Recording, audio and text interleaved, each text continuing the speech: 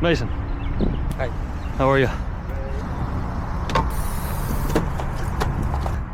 Alright, today we're making keys to the Honda CRV. There's typically a code on these glove box locks. And you pull the spring out, pop this up in the lock, in your hand. That and the code is on the lock. Right. So once you get your Honda, it's a 3-digit code, so we do have the code. If you have the code, it gives you all your key cuts to the key. Okay. So we'll back together and take our chip key program.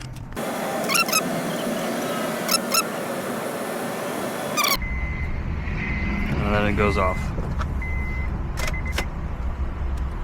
And that's how you program the keys. We'll try it out. 180 or say. 180. Thanks. Gracias. Gracias, señor. Que tenga buen día.